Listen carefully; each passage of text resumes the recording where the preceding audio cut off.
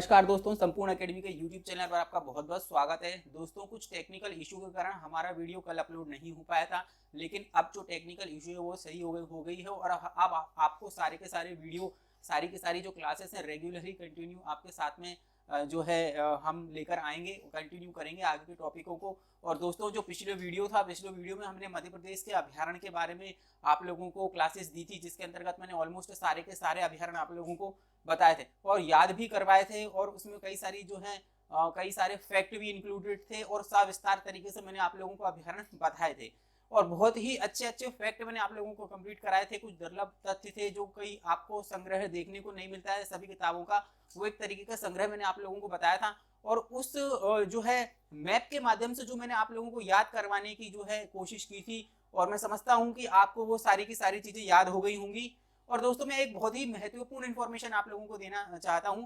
अब देखो, जैसे कि आप लोग सभी लोगों को पता है कि एमपीपीएससी का जो है नोटिफिकेशन अभी जारी हो चुका है, और उसमें जो है एमपीपीएससी के अंतर्गत जो है आपकी जितने भी आयोग हैं, आयोग से संबंधित मैं जो है एक सीरीज लेकर आने वाला हूं, जिसके अंतर्गत सभी प्रकार के आयोग, जितने भी आयोग एमपीपीएससी के अंतर्गत जो है पूछे जाते हैं, सभी प्रकार के आयोग मैं आप लोगों को जो है कंप्लीट करवाऊंगा। तो इसलिए संपूर्ण एकेडमी के यूट्यूब चैनल पर आप बने रहें और उसको जो है आप बिल्कुल भी सब्सक्राइब कर लें, ठीक है, जिससे कि हमारी रेगुलर वीडियो जो क्लासेस होती हैं वो आप लोगों को रेगुलर मिलती रहेंगी। सारी की सारी चीजें बिल्कुल कंटिन्यू ही रहेंगी, आप बिल्कुल निश्चिंत रहें। और आयोग से संबंधित जितने भी क्वेश्चन आप लोगों के लिए बनेंगे वो एमपीपीएससी में वो बिल्कुल भी बाहर नहीं जाएंगे, इसकी मैं आप लोगों को गारंटी देता हूं। और एमपी की सीरीज तो हम चला ही रहे हैं, जिसके अंतर्गत आपको सारा एमपी कवर करवाया जाएगा। तो आप जो है संपूर्ण एकेडमी के चैनल पर जरूर से जरूर बने रहना, और किसी भी प्रकार की कोई समस्या आप लोगों के साथ में नहीं आएगी, क्योंकि समस्या का समाधान हम आपके लिए करने के लिए बैठे। देखो, अब अपन बात करते हैं मध्य प्रदेश का एक ऐसा टॉपिक जहां से बहुत ज्यादा मात्रा में क्वेश्चन आते हैं, चाहे वह कोई सी भी एग्जाम हो, मध्य प्रदेश की पुलिस कांस्टेबल से लेकर हम मध्य प्रदेश एमपी जो है एमपी एसआई की अगर बात करें, एमपी पीएससी की बात करें, सारा का सारा कंटेंट आप लोगों को एक साथ कंप्लीट करवाया जाएगा। ऐसा नहीं है कि सिर्फ एग्जाम के पर्पज के हिसाब से नॉर्मल चीजें, आपकी बेसिक चीजें आप लोगों को कंप्लीट करवाई जाएंगी। इसमें आपको मैं जो पढ़ा रहा हूँ उसमें इस तरीके से पढ़ा रहा हूँ कि वो बेसिक से लेकर उच्च लेवल तक की सारी कंप्लीट इसमें चीजें करवाई जाती हैं। ऐसा नहीं है कि एग्जाम पर्पस के हिसाब से नॉर्मल पढ़ा दिया, नहीं, ऐसा कुछ भी नहीं है। जो कंटेंट मैं आप लोगों को प्रोवाइड कर रहा हूँ वो ऐसा कंटेंट है जो अगर आप अपने पास में संग्रह करके रखोगे तो ये मान के चल देना, आपको 4 किताबें पढ़ने की जरूरत नहीं पड़ेगी। 4 किताब का डाटा आपको इसी वीडियो के अंतर्गत मिल जाएगा। बहुत बेसिक से मैं आप लोगों को पढ़ाने की कोशिश करता हूं। और आप सबसे पहले अब ये देख लीजिएगा कि बोर्ड पर टॉपिक क्या लिखा हुआ है। मध्य प्रदेश के राष्ट्रीय उद्यान की हम बात करेंगे, और मध्य प्रदेश के राष्ट्रीय उद्यान के अंतर्गत सबसे पहले मैं आपको बहुत बेसिक से पढ़ाऊंगा, ये बताऊंगा कि मध्य प्रदेश के राष्ट्रीय उद्यान क्या है। फिर हमने जब अभ्यारण्य कंप्लीट किए तो राष्ट्रीय उद्यान और अभ्यारण्य में क्या अंतर होता है हम ये देखेंगे। हम वन्य जीव संरक्षण अधिनियम 1972 देखेंगे, फिर हम वन संरक्षण अधिनियम 1980 देखेंगे, फिर हम ये देखेंगे कि मध्य प्रदेश के अंतर्गत टाइगर प्रोजेक्ट कब लागू किया गया। भारत में टाइगर प्रोजेक्ट 7 अप्रैल 1973 से लागू किया गया था। 74 से अगर अपन बात करें मध्य प्रदेश में टाइगर प्रोजेक्ट लागू किया गया था। उसके बाद राष्ट्रीय उद्यान अधिनियम 1952, ये भी हम देखेंगे, लेकिन हम ये विस्तार पूर्वक चर्चा करेंगे। दोस्तों, आपको बेहद मजा आएगा इस जो है इस वीडियो को, इस क्लास को देखने के बाद। आप तो सिर्फ मेरे साथ बने रहें। देखो, अपन सबसे पहले बात करते हैं मध्य प्रदेश में राष्ट्रीय उद्यानों की। देखो, राष्ट्रीय उद्यान होते क्या है वो सबसे पहले मैं आप लोगों को बताना चाहता हूं कि राष्ट्रीय उद्यान क्या होते हैं। देखो, वन्य जीवों के संरक्षण के लिए ये एक विशेष प्रकार के स्थल होते हैं, जिनके अंतर्गत वन्य जीवों का क्या किया जाता है, संरक्षण किया जाता है। आई बात समझ में? क्या होते हैं? एक विशेष प्रकार के जो है आवास स्थल होते हैं, जिनके अंतर्गत जीवों का संरक्षण किया जाता है। आई बात समझ में? सबसे पहले तो मैंने आप लोगों को ये चीज बता दी कि राष्ट्रीय उद्यान होते क्या, एक विशेष प्रकार के शरण स्थल होते हैं, जिनके अंतर्गत जीवों का क्या किया जाता है, विशेष प्रकार के जीवों का संरक्षण किया जाता है। अब अपन बात करते हैं जो है आपके राष्ट्रीय उद्यान और मध्य प्रदेश के अंतर्गत राष्ट्रीय, देखो राष्ट्रीय उद्यान की अगर अपन बात करें और अभ्यारण्य की अगर अपन बात करते हैं मेरे दोस्तों, तो इनमें क्या होता है, अंतर क्या होता है। देखो, इनके अंतर्गत भी जीव जंतुओं का संग्रहण किया जाता है। पशु पक्षी पादप कवक पक्षियां जितनी भी सब चीज हो गई हैं आपके, इनके अंतर्गत भी संरक्षण दिया जाता है और इनके अंतर्गत भी आपको संरक्षण दिया जाता है। तो इसमें डिफरेंस क्या होता है? देखो, इनके अंतर्गत मेन डिफरेंस कुछ नहीं होता, मैं आप लोगों को बताता हूँ। सबसे पहले क्या होता है कि ये जो है आपके ये आते हैं आपके आरक्षित वन क्षेत्र के अंतर्गत होते हैं, ये आते हैं आपके संरक्षित वन क्षेत्र के अंतर्गत। किसके अंतर्गत आते हैं ये आपके, एक तो आता है आपका आरक्षित वन क्षेत्र के अंतर्गत और एक संरक्षित क्षेत्र के वन क्षेत्र के अंतर्गत आता है। देखो सबसे पहले की अगर अपन बात करते हैं, सबसे पहले अगर अपन बात करते हैं तो यहाँ पर आरक्षित वन क्षेत्र के अंतर्गत आते हैं, ये आरक्षित वन क्षेत्र के अंतर्गत आते हैं, और ये आते हैं आपके संरक्षित वन क्षेत्र के अंतर्गत आते हैं। नंबर 2 की अगर अपन बात करें तो यहाँ पर जो है कुछ प्रतिबंध रहते हैं। किस किस तरीके के प्रतिबंध रहते हैं, एक तो जो है आपका लकड़ी काटना, बिना अनुमति के लकड़ी काटना, पशु चराना, है ना, लकड़ी काटना, पशु चराना, बिना अनुमति के आवागमन की सुविधा, ये सुविधाएं नहीं होती हैं आपकी। आई बात समझ में, ये सुविधाएं नहीं होती हैं। जबकि संरक्षित वन क्षेत्र के अंतर्गत आते हैं ये, और इनके अंतर्गत देखो, इनके अंतर्गत कुछ छूटें होती है, जैसे कि लकड़ी काटना, लकड़ी काटना, आई बात समझ में, जैसे कि आवागमन की सुविधा, आवागमन की सुविधा होती है, लकड़ी काटना आवागमन की सुविधा होती है, आई बात समझ में, जैसे कि पशु चराना, पशु चराना, ये सब चीजें होती हैं। देखो आई बात समझ में। अगर आपने एक फिल्म देखी होगी जो विद्या बालन ने अभी एक जो है मूवी करी थी जिसका नाम था शेरनी।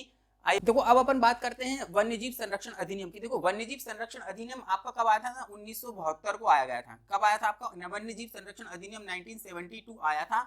अब जिसके अंतर्गत क्या था कि भाई, जिसके अंतर्गत आपकी पर्यावरण और पारिस्थितिकी की सुरक्षा को सुनिश्चित करने के लिए एवं जो है वहां के पादप जीव, कवक या पशु पक्षी, इनको संरक्षण प्रदान करने के उद्देश्य से वन्य जीव संरक्षण अधिनियम 1972 जो है आपका पारित किया गया था। तो क्या किया गया, तो वन्य जीव संरक्षण अधिनियम, आई बात समझ में, संरक्षण अधिनियम जो है क्या किया गया था, लागू किया गया था। आई बात समझ में, वन्य जीव संरक्षण अधिनियम 1972 लागू किया था। किसके लिए, जो है पर्यावरण एवं पारिस्थितिकी जो है पारिस्थितिकी को सुरक्षा एवं सुनिश्चित करने के लिए, या उनके अंतर्गत पादप, कवक, पशु पक्षी, इनको संरक्षण प्रदान करने के लिए 1972 में वन्य संरक्षण अधिनियम जो है लागू किया गया। आई बात समझ में। फिर आता है एक आपका वन संरक्षण अधिनियम, वन संरक्षण।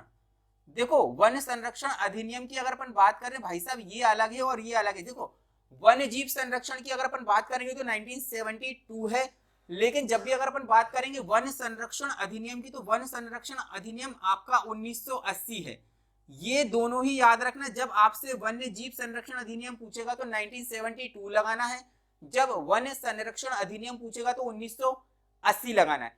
इसके बाद अपन चलते हैं 1972 के बाद 1980 आता है। 1980 के बाद आता है आपका टाइगर प्रोजेक्ट। टाइगर प्रोजेक्ट की अगर अपन बात करें तो राष्ट्रीय स्तर पर इसको 1973 में लागू किया गया, जबकि मध्य प्रदेश में इसको कब लागू किया गया, मध्य प्रदेश में लागू किया 1974 में।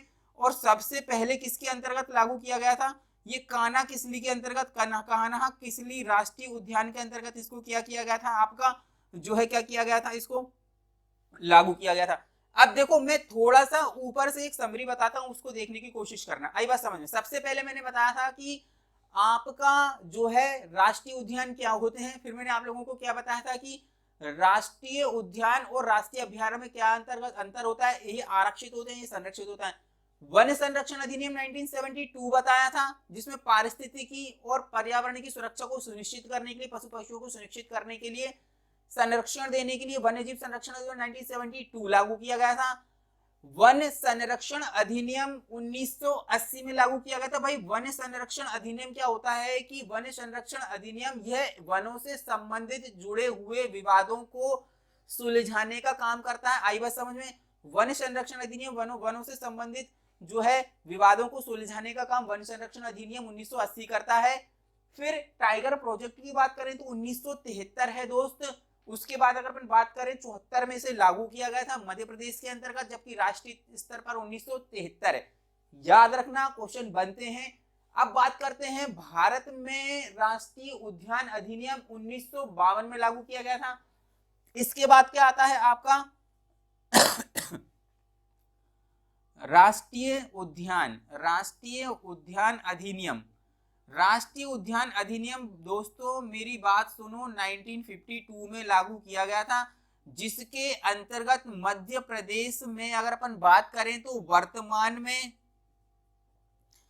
वर्तमान में 12 राष्ट्रीय उद्यान हैं आपके। कितने हैं? वर्तमान में 12 राष्ट्रीय उद्यान है।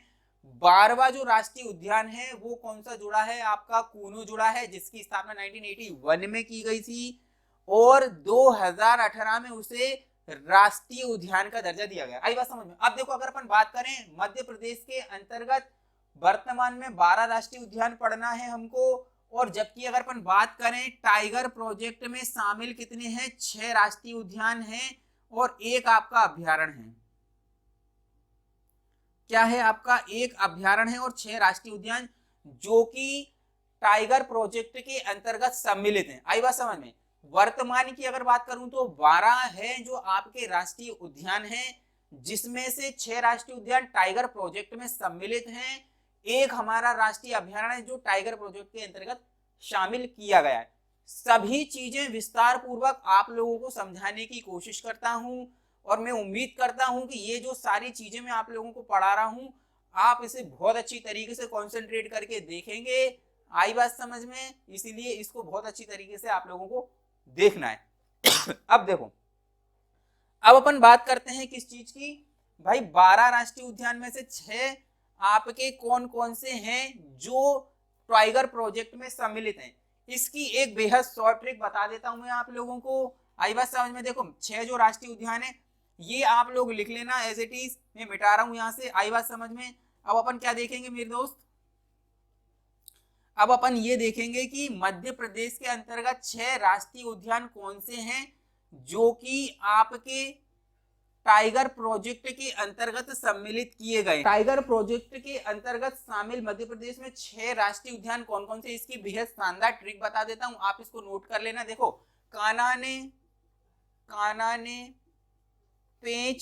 पेंच से बांधा पन्ना। कान्हा ने पेंच से बांधा पन्ना सत्यजन। देखो, सबसे पहले आता है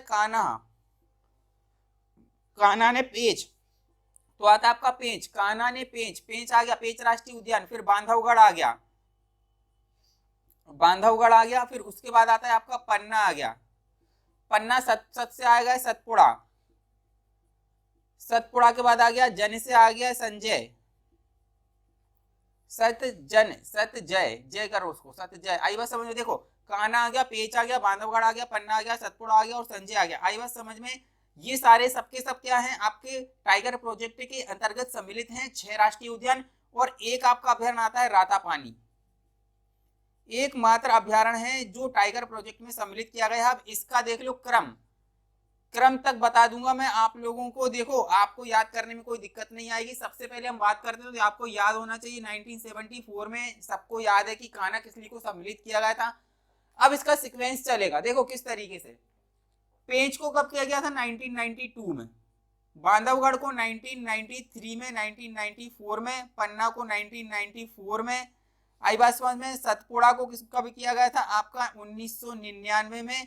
और जन को क्या किया था? 2008 के अंतर्गत। संजय को 2008 के अंतर्गत टाइगर प्रोजेक्ट में सम्मिलित किया गया था। इस तरीके से याद रखो। देखो, कान्हा ने पेंच से बांधा पन्ना सतजय, तो कान्हा, पेंच, उसके बाद बांधवगढ़, पन्ना, सतपुड़ा और संजय, 6 हो गए। एक रातापानी हो गया। अब क्रम देख लो किस तरीके से। देखो, 74 में आपको याद है, 74 से याद में बढ़ते क्रम में याद रखना।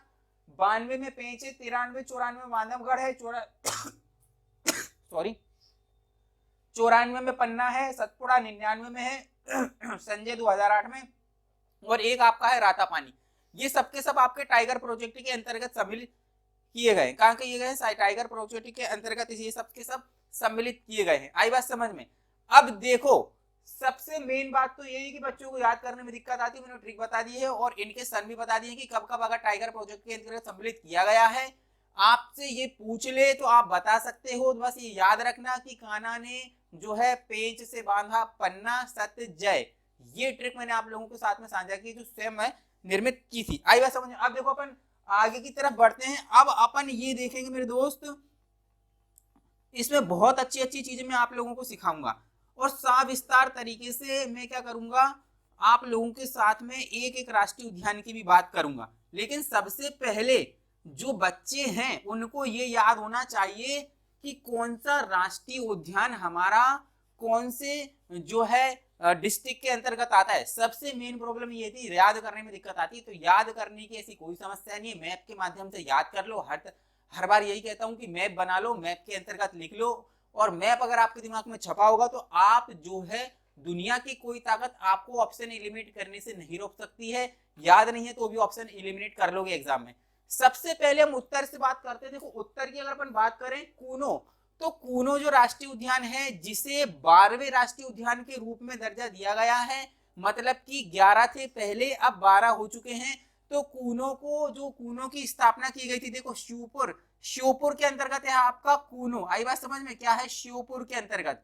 श्योपुर की अगर अपन बात करें मेरे दोस्तों, श्योपुर में कौन सा राष्ट्रीय उद्यान है, कूनो राष्ट्रीय उद्यान है, और जिसकी स्थापना 1981 में की गई थी, और जो है जिसे अगर अपन बात करें 2018 में राष्ट्रीय उद्यान बनाया गया है।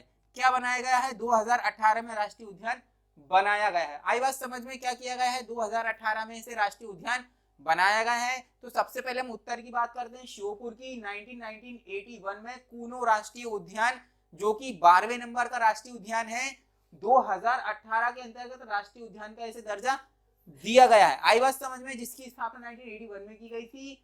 नेक्स्ट की अगर अपन बात करें, नीचे की तरफ आ जाओ, शिवपुरी के अंतर्गत भाई कौन सा राष्ट्रीय उद्यान है, तो माधव राष्ट्रीय उद्यान। अब माधव राष्ट्रीय उद्यान शिवपुरी के अंतर्गत है। बहुत ज्यादा मात्रा में ये क्वेश्चन पूछा जाता है कि जो है शिवपुरी के अंतर्गत कौन सा राष्ट्रीय उद्यान है, तो माधव राष्ट्रीय उद्यान है, जिसकी स्थापना 1958 में की गई थी। इसकी कुछ विशेषता है, इसके अंतर्गत एक सांख्य सागर झील है, पूछा जाता है सांख्य सागर झील कहाँ पर है आपकी, तो शिवपुरी के अंतर्गत है। NH3 जो है राष्ट्रीय उद्यान यहाँ से होकर गुजरता है। और अगर अपन बात करें तो जॉर्ज केसल भवन का है आपका, जो है कहाँ पर है, जॉर्ज केसल भवन शिवपुरी के अंतर्गत आता है। कुछ एक चीजें जो मैं आप लोगों के साथ में साझा कर रहा हूं, लेकिन इसके बावजूद भी आपको ये वादा कर रहा हूं कि ये सब पढ़ाने के बावजूद भी हर एक राष्ट्रीय उद्यान के बारे में विशेष तरीके से विस्तार पूर्वक चर्चा की जाएगी। आई बात समझ में, निश्चिंत रहिएगा, एक भी क्वेश्चन आपका यहाँ से बाहर नहीं जाएगा, क्योंकि आजकल क्वेश्चन ये नहीं आ रहे हैं मेरे दोस्तों कि जो है माधव राष्ट्रीय उद्यान कहाँ पर है। ये बहुत बेसिक क्वेश्चन है, सबको पता होता है, लेकिन माधव राष्ट्रीय उद्यान के अंतर्गत ऐसी कौन कौन सी चीजें हैं जिसके लिए वो प्रसिद्ध है, ये क्वेश्चन आ रहे हैं। हम डेफिनेटली बात करेंगे, कहीं मत जाइएगा, मेरे साथ बने रहिएगा। अभी हम सिर्फ ये देख रहे हैं, हम मैपिंग कर रहे हैं, मैपिंग बहुत जरूरी है। आई बात समझ में। अब देखो हम आगे की तरफ बढ़ते हैं, तो हमको यहाँ से क्या दिखता है भाई, छतरपुर और छतरपुर और पन्ना की सीमा पर एक राष्ट्रीय उद्यान है। आई बात समझ में, जो दोनों डिस्ट्रिक्टों की सीमा के अंतर्गत आता है। आई बात समझ में, जिसका नाम है पन्ना राष्ट्रीय उद्यान। अब देखो पन्ना राष्ट्रीय उद्यान की अगर अपन बात करें तो ये जो है आपका पन्ना राष्ट्रीय उद्यान 1981 में स्थापित किया गया था। आई बात समझ में, ये सरीसृप मतलब कि इसे रेप्टाइल पार्क के नाम से इसे जाना जाता है। मतलब कि इसके अंतर्गत जितने भी आपके जीव जंतु हैं, सरीसृप वाले हैं, जो रेंग कर चलने वाले जीव जंतुओं की संख्या इसमें ज्यादा है, इसलिए इसे उसको क्या कहा जाता है, रेप्टाइल पार्क कहा जाता है, जिसकी स्थापना 1981 में की गई थी। आई बात समझ में आप लोगों को। और ये छतरपुर और पन्ना की जो छतरपुर और पन्ना डिस्ट्रिक्ट की सीमा के अंतर्गत पड़ता है। आई बात समझ में, पन्ना राष्ट्रीय उद्यान, ऑथेंटिक जानकारी दे रहा हूँ, कई राष्ट्रीय उद्यान ऐसे हैं जो दो जिलों की सीमाओं पर पड़ते हैं। जैसे कि अगर अपन बात करें संजय की, तो भाई संजय गांधी राष्ट्रीय उद्यान सीधी के अंतर्गत है। संजय गांधी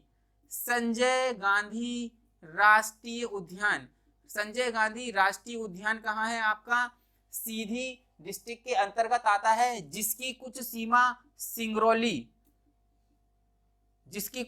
सिंगरौली के अंतर्गत आती है। आई बात समझ में, संजय गांधी राष्ट्रीय उद्यान किसके अंतर्गत आता है, आपका सीधी डिस्ट्रिक्ट के अंतर्गत है, जिसका कुछ भाग सिंगरौली के अंतर्गत भी देखने को मिलता है। अब सबसे बड़ी समस्या है कि भाई इसकी स्थापना कब की गई थी, तो 1983 में की गई थी। 1983 में इसकी स्थापना की गई थी। अब आप लोगों को कई कई बुक में इसकी स्थापना 1981 मिलेगी, कुछ नई पुस्तकें आ रही हैं जिसके अंतर्गत अगर मैं डाटा की बात करूंगा, मैं पुस्तक का नाम तो नहीं लूंगा, लेकिन कुछ पुस्तकों में इसकी स्थापना 1981 भी दे रखी है। लेकिन अगर अपन बात करें तो उसकी ऑथेंटिक जानकारी जहां तक मेरे को पता है 83 है। आई बात समझ में। सिंगरौली के अंतर्गत और सीधी के अंतर्गत कौन सा पड़ता है आपका, देखो संजय गांधी राष्ट्रीय उद्यान का पड़ता है आपका सीधी और सिंगरौली। आई बात समझ में, यहाँ पर पड़ता है। अब देखो अगर अपन डिंडोरी की बात करें तो फासिल राष्ट्रीय उद्यान, फॉसिल राष्ट्रीय उद्यान,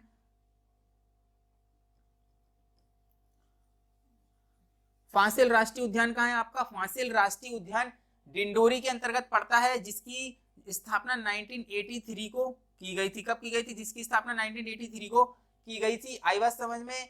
और यह क्या है आपका, जीवाश्म राष्ट्रीय उद्यान है, जीवाश्म राष्ट्रीय उद्यान है।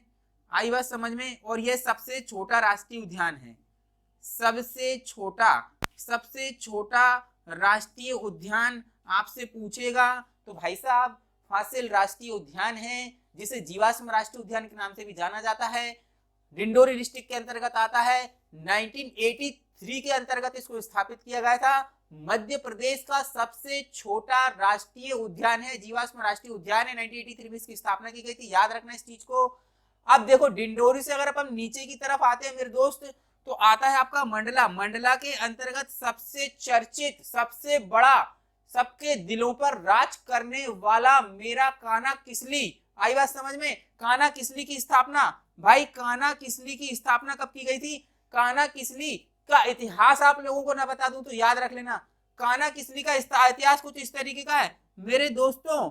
1933 में, मतलब कि स्वतंत्रता के पहले 1947 के पहले जब भारत नहीं आजाद हुआ था मेरे दोस्तों, भारत को आजादी 1947 में मिली थी, लेकिन इसको अभय वन की उपाधि 1933 में मिल गई थी। 1933 के बाद इसको 1952 में इसको अभ्यारण्य बनाया गया। आई बात समझ में, क्या किया गया, अभ्यारण्य बनाया गया 1952 में। देखो 1933 में क्या था, ये अभय वन था, अभय वन। 1952 के अंदर इसको अभ्यारण्य बनाया गया। 1955 में इसे राष्ट्रीय उद्यान का दर्जा दिया गया। आई बात समझ में, 1955 में। अब इसकी स्थापना राष्ट्रीय उद्यान के रूप में 1955 आएगी। 1974 में इसको टाइगर प्रोजेक्ट के अंतर्गत सम्मिलित किया गया। 1974 में इसे 1974 में टाइगर प्रोजेक्ट के अंतर्गत शामिल किया गया। मध्य प्रदेश का सबसे बड़ा राष्ट्रीय उद्यान है। मध्य प्रदेश का सबसे बड़ा राष्ट्रीय उद्यान है, जो लगभग 940 वर्ग किलोमीटर में फैला हुआ है। कितने में फैला है आपका, 940 वर्ग किलोमीटर में फैला हुआ है। 940 वर्ग किलोमीटर में फैला हुआ है। याद रखना, सबसे छोटा डिंडोरी, सबसे बड़ा भाई क्या है आपका, कान्हा किसली राष्ट्रीय उद्यान। याद रखना भाई, दोनों पास पास में हैं, याद रख लेना, छोटा बड़ा पास पास में है आपका। आई बात समझ में। मंडला के अंतर्गत मैंने क्या बताया आप लोगों को, मंडला के अंतर्गत ये बताया कि 1933 में अभय वन था, 52 में राष्ट्रीय उद्यान था, 52 में अभ्यारण्य था, 55 में राष्ट्रीय उद्यान था, 74 में टाइगर प्रोजेक्ट में शामिल किया गया। सबसे बड़ा है, 940 वर्ग किलोमीटर में फैला हुआ है। भाई इसकी इतनी सारी विशेषताएं, क्या क्या बताऊं।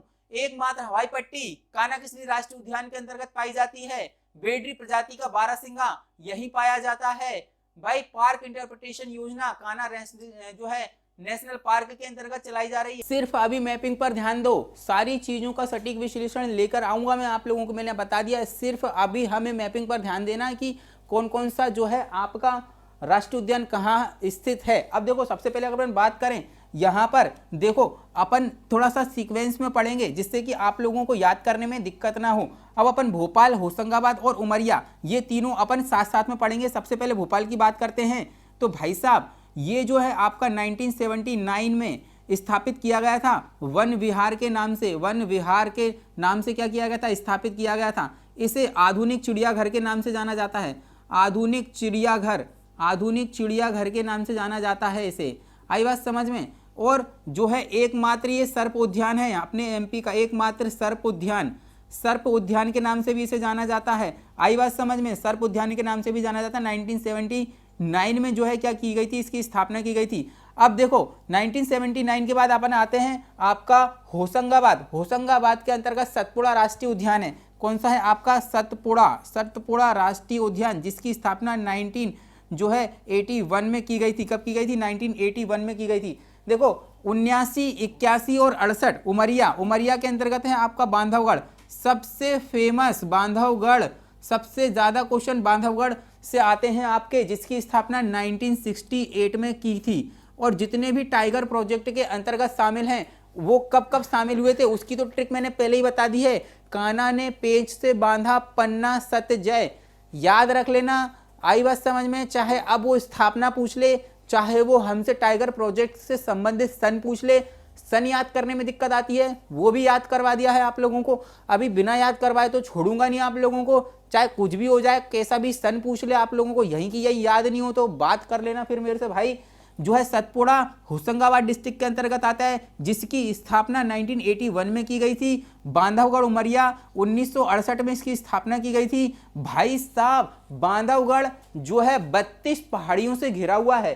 क्या है? 32 पहाड़ियों से। क्वेश्चन आता है ऐसा कौन सा राष्ट्रीय उद्यान है जो 32 पहाड़ियों से घिरा हुआ है? तो 32 पहाड़ियों से घिरा हुआ है आपका जो है बांधवगढ़ राष्ट्रीय उद्यान। आई बात समझ में? सबसे ज्यादा बाघों का घनत्व, सबसे ज्यादा बाघों का घनत्व कहां पाया जाता है? बांधवगढ़ में। प्रति 8 किलोमीटर पर एक बाघ देखने को मिलता है। भाई साहब जो है भगवान विष्णु की जो है लेटी हुई प्रतिमा कहां पर है? भगवान विष्णु की लेटी हुई प्रतिमा आपकी जो है कहां पर है? बांधवगढ़ राष्ट्रीय उद्यान के अंतर्गत है। और ये तो सिर्फ नॉर्मल चीजें बता रहा हूं। अभी तो हम क्या करेंगे, एक एक राष्ट्रीय उद्यान का सटीक विश्लेषण करेंगे, जिसके अंतर्गत जो जो भी प्रसिद्ध स्थल है सब करवा देंगे मेरे भाई, टेंशन मत लो। आई बात समझ में? अब कैसे याद रखोगे? 79, 81 और 68 देखो 79, 81, 68। आई बात समझ में? तो ये सीक्वेंस में याद रखना। जो है आपका भोपाल में वन विहार है, होशंगाबाद में सतपुड़ा है और उमरिया में बांधवगढ़ है। आई बात समझ में? तो वन विहार, सतपुड़ा और बांधवगढ़, ये 3 याद रख लेना। आई बात समझ में? तो ये अपन ने ऊपर के 3 देख लिए। अब देखो आपका छिंदवाड़ा और जो है आपका सिवनी के अंतर्गत और छिंदवाड़ा की सीमा पर एक आता है आपका पेंच राष्ट्रीय उद्यान। कौन सा आता है आपका? पेंच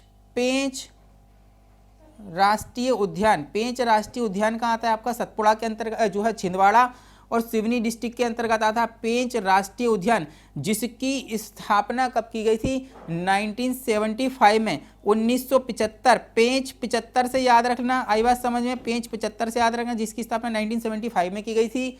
आई बात समझ में? कब की गई थी? 1975 में की गई थी। इसको 92 में क्या किया गया था? टाइगर प्रोजेक्ट के अंतर्गत शामिल किया गया था। मैंने आप लोगों को पहले ही चीजें याद करवा दी हैं। आगे की तरफ बढ़ते हैं मेरे दोस्तों। खंडवा में आपका कौन सा राष्ट्रीय उद्यान है और इसके अंतर्गत कौन सा राष्ट्रीय उद्यान है? देखो धार के अंतर्गत अगर हम बात करें तो डायनासोर राष्ट्रीय उद्यान। आई बात समझ में? डायनासोर राष्ट्रीय जीवाश्म, क्योंकि यहां पर डायनासोर के जीवाश्म मिले थे, डायनासोर के जीवाश्म यहां पर मिले हुए हैं। खंडवा में आपका जो है कौन सा राष्ट्रीय उद्यान है? जो है आपका ओंकारेश्वर, खंडवा के अंतर्गत आता है आपका ओंकारेश्वर राष्ट्रीय उद्यान खंडवा के अंतर्गत आता है। आई बात समझ में? इसकी स्थापना 2004 में की गई थी, इसकी स्थापना 2010 में की गई थी। कब की गई थी? 2004। और इसकी स्थापना 2010 में की गई थी। आई बात समझ में? अब देखो कैसे याद रखोगे आप ये सब चीजें, मैं वो आपको बता देता हूं। अब आपके सामने अगर मैप है, किस तरीके से याद रखोगे आप? आई बात समझ में? देखो सबसे पहले अगर अपन बात करें तो याद करने का भी एक तरीका होता है, जैसे कि 1 और 2 से याद रखना। जैसे कि 2004 और 2010 ये पास पास में है। ओंकारेश्वर 4 में और ये 10 में, 4 में है ये 10 में। आई बात समझ में? ओंकारेश्वर खंडवा के अंतर्गत आता है, 2004 में स्थापना की गई थी खंडवा के अंतर्गत। और धार के अंतर्गत डायनासोर जीवाश्म राष्ट्रीय उद्यान आता है, जिसकी स्थापना 2010 में की थी। तो ऐसे 2 याद रखना, ऐसे 3 याद रखना, 79, 81 और 68। 83 में ये दोनों है, ये याद रखना। आई बात समझ में? 81 में ये जो है आपके ये दोनों है, ये याद रखना। और 58 में ये है आपका शिवपुरी, ये याद रखना। सारे के सारे राष्ट्रीय उद्यान मैंने आप लोगों को मैपिंग करवा दी है उसकी। अब मेरी बात सुनो, याद रखना। अब देखो क्विक रिवीजन करवा देता हूं मैं आप लोगों का बहुत ही शानदार तरीके से। ऊपर से चले श्योपुर से तो कूनो राष्ट्रीय उद्यान 1981 में स्थापना और 2018 में टाइगर प्रोजेक्ट में सम्मिलित किया गया। थोड़ी सी नीचे की तरफ अगर बढ़ते हैं तो कौन सा आता है, माधव राष्ट्रीय उद्यान शिवपुरी डिस्ट्रिक्ट के अंतर्गत। अगर हम इधर की बात करते हैं, पूर्वी की बात करते हैं, तो पन्ना और छतरपुर की सीमा पर पन्ना राष्ट्रीय उद्यान है, रेप्टाइल पार्क के नाम से जाना जाता है। 1981 में स्थापना की थी। थोड़ी सी और नीचे आएंगे, सीधी में संजय आता है, 1983 में स्थापना की गई। थोड़ा सा नीचे आता है डिंडोरी, डिंडोरी में क्या आता है आपका फासिल राष्ट्रीय उद्यान, 1983 में स्थापना की गई थी। थोड़ा सा नीचे आते हैं मंडला ना, जो है आपका जो है मंडला के अंतर्गत कान्हा किसली राष्ट्रीय उद्यान है, जो है 1955 में राष्ट्रीय उद्यान बना था। ये आई बात समझ में, सबसे बड़ा राष्ट्रीय उद्यान है। थोड़ा सा नीचे की तरफ और आते हैं तो क्या आता है आप लोगों का, पेंच जो है छिंदवाड़ा और सिवनी की सीमा पर है। ओंकारेश्वर खंडवा आई बात समझ में, धार के अंतर्गत जीवाश्म राष्ट्रीय उद्यान है। अब 3 ऊपर के कौन से बचे हैं आपके, भोपाल में 79 में वन विहार है, सतपुड़ा 1981 में होशंगाबाद के अंतर्गत आता है, और जो है आपका जो है बांधवगढ़ सबसे इंपॉर्टेंट जो है 1968 के अंतर्गत आता है। सबके सब राष्ट्रीय उद्यान मुंह जवानी आप लोगों को याद है, झूठ मत बोलना, ये सबके सब आप लोगों को याद हो चुके हैं। आपके दिल और दिमाग में इसकी तस्वीर छप चुकी है, और ये मैप की तस्वीर छपा लो। आई बात समझ में, इसकी तस्वीर अपने दिल में लगा लो। कोई भी क्वेश्चन बाहर जा नहीं सकता है, और कोई क्वेश्चन इससे बाहर आ नहीं सकता है। आई बात समझ में, क्योंकि शायद टाइगर प्रोजेक्ट के अंतर्गत शामिल किया गया हो। कब शामिल किया गया हो तो ट्रिक से याद करवा दिया है, एक पैर पे खड़े होके याद कर लोगे। दूसरा मैपिंग से करवा दिया है कि भाई कहाँ कहाँ कौन सा है, ये सब चीजें मैं आपने आप लोगों को बता दी है। आई बात समझ में। अब आपसे ये और वादा करता हूं कि नेक्स्ट क्लास के अंतर्गत आपको हर एक राष्ट्रीय उद्यान का सटीक विश्लेषण मिलेगा, जहां से क्वेश्चन आप पूछते हो ना कि राष्ट्रीय उद्यानों के अंदर से क्वेश्चन आते हैं भैया, हमको पता ही नहीं चलता है किस राष्ट्रीय उद्यान में क्या है। अरे तुम ठहरो तो सही, रुको तो सही, सांस तो लो, दिमाग तो थोड़ा तेज करो। आई बात समझ में, सारी की सारी चीजें जो है मुंह जवानी ना रटवा दें तो भाई साहब इसकी गारंटी तो देता हूं मैं आप लोगों को 100% याद करवाने की। आई बात समझ में। तो बस, तो संपूर्ण अकेडमी के यूट्यूब चैनल को जरूर से जरूर सब्सक्राइब कर लेना, बेल आइकॉन को दबा लेना। इसीलिए फिर हम मिलते हैं नेक्स्ट क्लास के अंतर्गत, जो है जिसका सटीक विश्लेषण आप लोगों के साथ में मैं लेकर आऊंगा। तब तक के लिए धन्यवाद। जय हिंद, भारत माता की जय।